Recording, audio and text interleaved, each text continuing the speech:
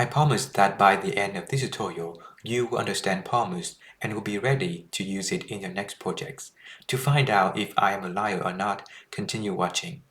And different from many traditional tutorials, we're going to learn by doing. For the first task, we're going to learn about promise basic with a story. For the second task, we're going to build a guessing game.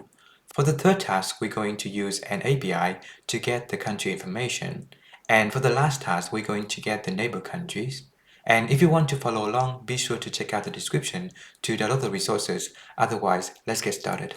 If you download and open the resource, you would find 4 JS files according to 4 tasks. And you also find an index.html. And you notice here that I'm using live server so that whenever we change something, the page would be reloaded and we can see the change. If you want to take a closer look at the project, feel free to pause the video. Otherwise, let's get started. So before getting to know about promise in JavaScript, I'm going to tell you a story. Kyle, my friend, she promised to me that she's going to make a cake for my birthday. And my birthday is in 2 weeks.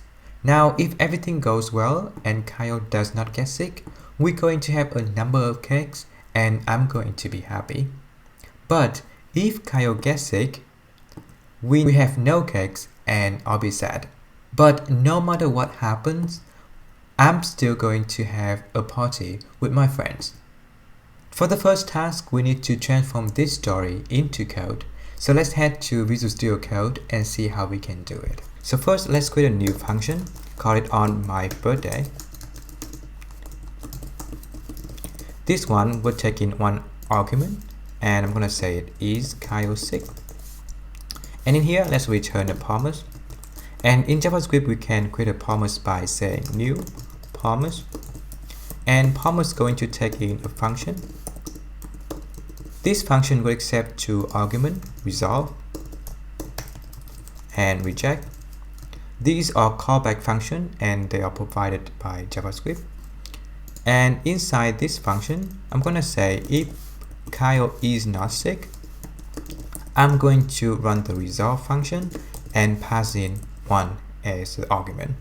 And otherwise, I'm going to run the reject and pass in 0 as the argument. And the event only happened after 2 weeks, so I'm going to say set timeout. And instead of 2 weeks, I'm going to say 2000 milliseconds because we cannot wait for 2 weeks. So let's remove this and paste it here. Now let's run the on my birthday function and let's say if Kyle is not sick. Now this function returns a promise, so we have access to a method called then, and in then we can pass in the function. And in this function, we have the access to the argument that is passed in the resolve function. So in this case, 1. So if I say here result, and I'm going to console say I have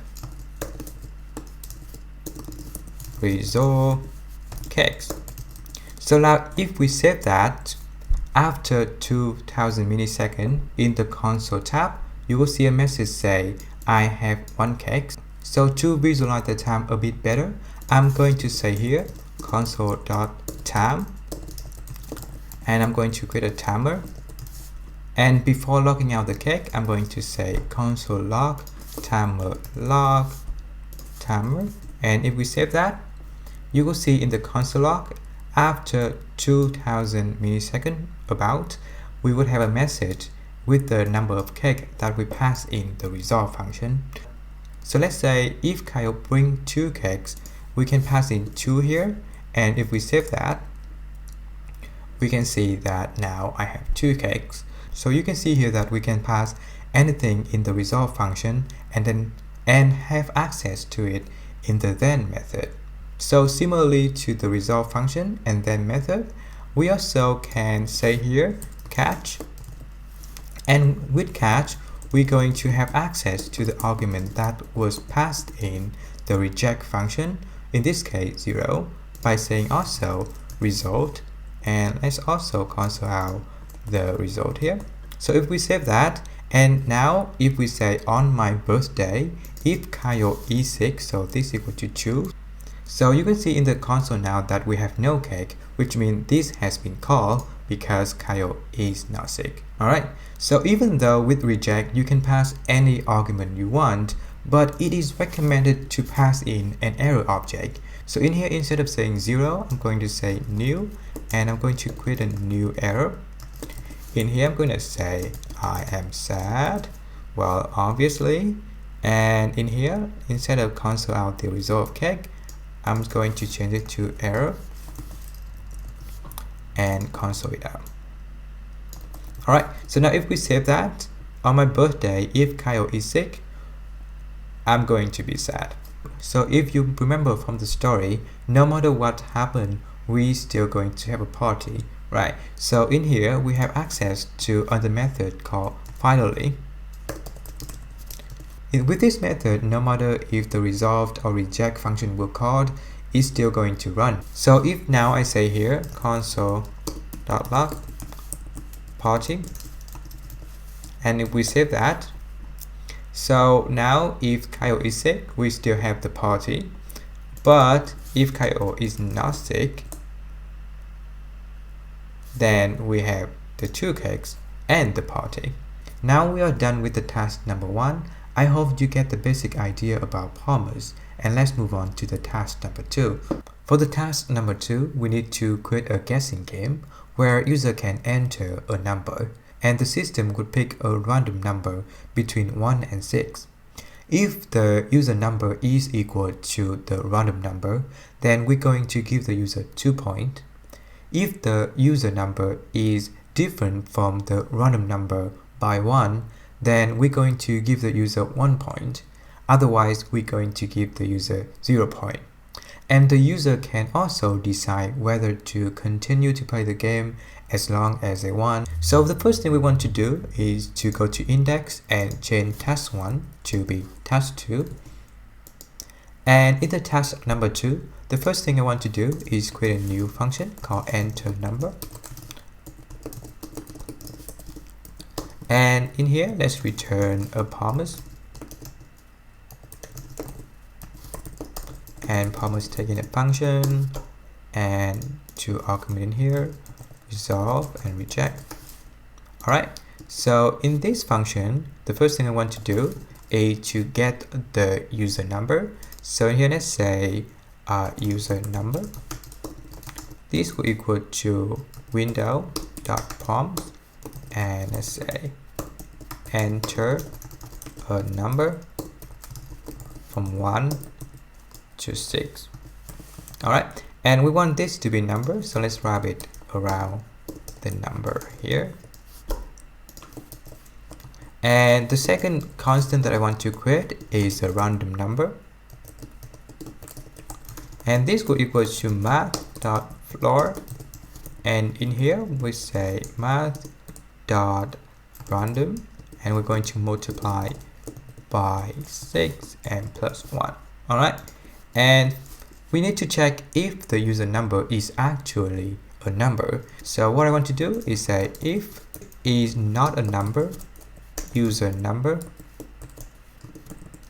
If the user number is not a number, then we're going to reject and say new error, wrong input type. Alright, so to make sure that we have done everything correctly, let's call this enter number in the start function. And in here, let's say catch, and let's alert the error. Alright, so now if we save that, in the browser you will see a pop-up and asking us to enter a number. So for example, I want to enter my name, and if I do that, it will throw an alert that is say a wrong input type. So everything works like we expected. So let's go back to the enter number function and let's continue. So in here I want to say if the user number equal to the random number, then we're going to resolve, and I want to pass in an object, and point would equal to 2, and I also want to know the random number, so let's say here else if the user number equal to random number minus 1, or the user number equal to random number plus 1, then we're going to resolve 0.1 and the random number. Alright, and otherwise we're going to resolve 0 point and the random number. Alright, so in the enter number we can say in here that then, and we want to get the result, and let's say here alert, and we're going to say here dice the result random number, and you got the result dot point. So now if we refresh the browser, and if I enter number 3 and the dice is 4, so now I got 1 point, and I so add the point here, and I try again. Now if I say 2, I got 2 points. So the next thing we want to do is to ask the user whether they want to continue the game or not. So I'm going to create a new function, call it continue game, and this is going to also return a promise.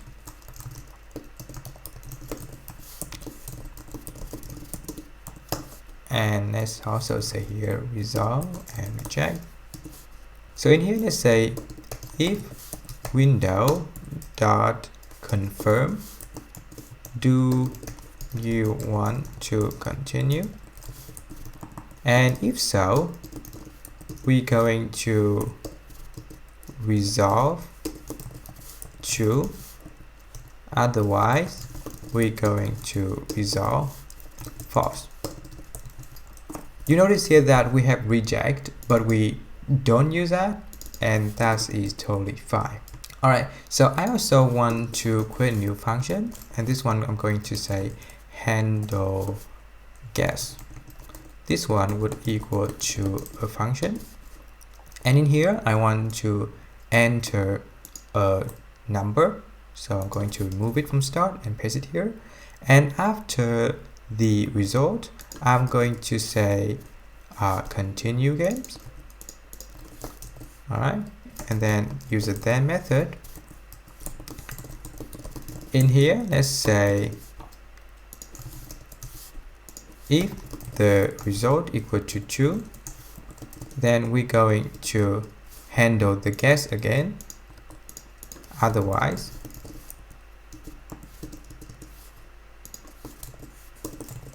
we're going to say alert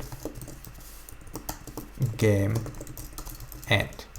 So now in the start let's say handle guess, and if we save that, let's try to enter a number 3. I got 1 point. Okay, do I want to continue? Yes. 5, 0 point.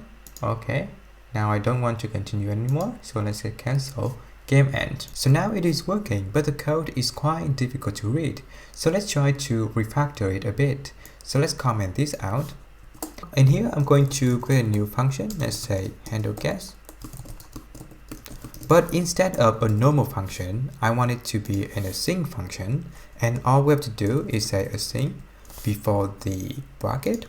Alright, so now instead of using the then method, we can have access to the result by saying const result await and the promise, which is enter number, and if we alert this,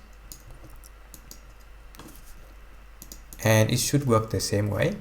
So let's try it out, and if we refresh it, if we enter 3, I got 1 point. After this I want to create a new constant, let's say e continuing,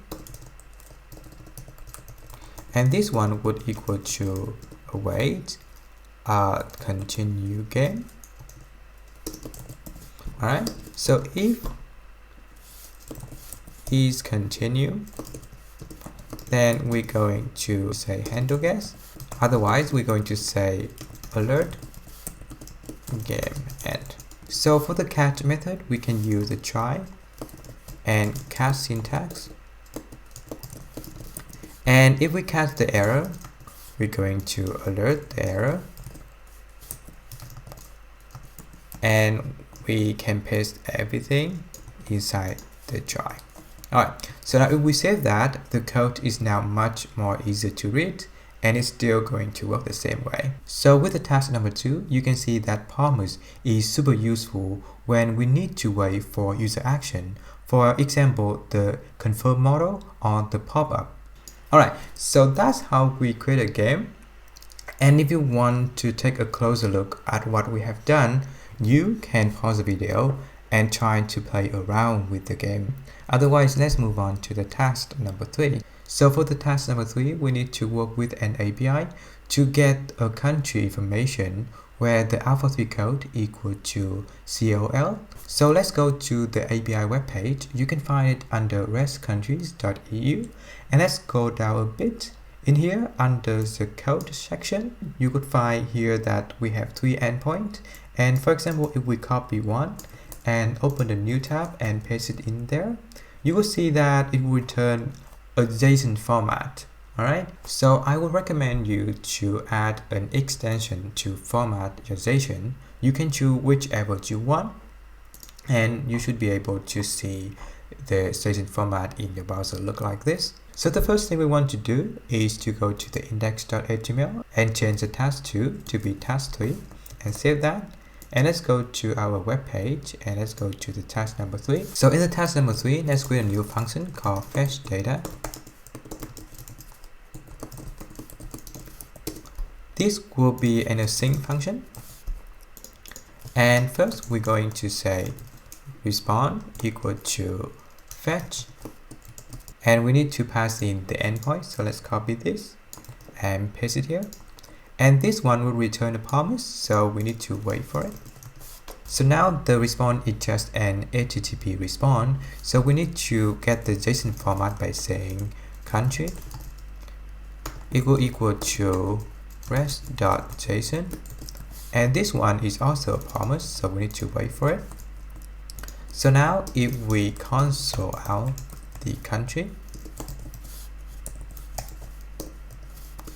and call the function and we save that and go to our browser, you will see that now we have the country data. So fetching data is the most common case that you will see promise being used, and that concludes the task number 3. Let's move on to the last task. So for the task number 4, we need to get the neighbor countries of Colombia. So let's go to the index.html and change this to be 4. In the task number 4, you also can see that we have a fetch country function, and this function takes in alpha-3 code as a argument. You also see that it will try to catch any error that it might occur while getting the data from the API.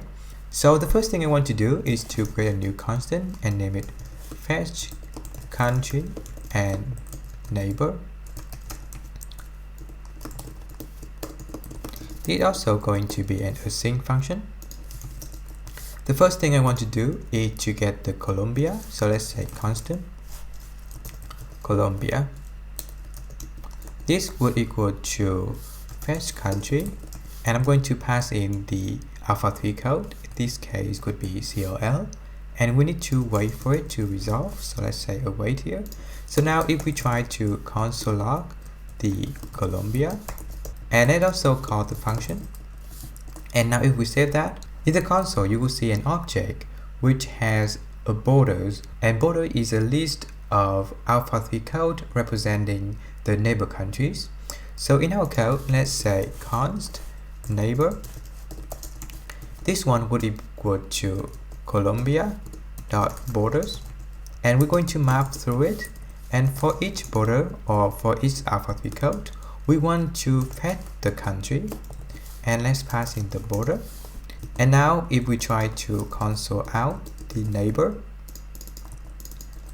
we would get a list of promises. So let's try to put await here, and if we save that, it's still going to return a list of promises. So to handle an array of promises, we can say here promise dot all, and we pass in the array. And now if we save that, we would have a list of objects which are the list of the neighbor countries. Alright, so that concludes the task number 4. Now you can see that Parmus is useful when it comes to asynchronous actions, things that aren't happening at the same time. And in JavaScript, we can create a new Parmus by saying new Parmus. And in the Parmus, if we want to get a result, then we're going to run the resolve function. And if we want to throw an error, then we're going to run the reject function. And it doesn't matter if the Parmus is resolved or rejected, we can still run the finally method to clean up the process. I hope that I'm not a liar and you enjoyed the video. If you haven't yet, check out devchallenges.io, follow me on Twitter, and subscribe to my channel. Otherwise, happy coding and see you in the next video.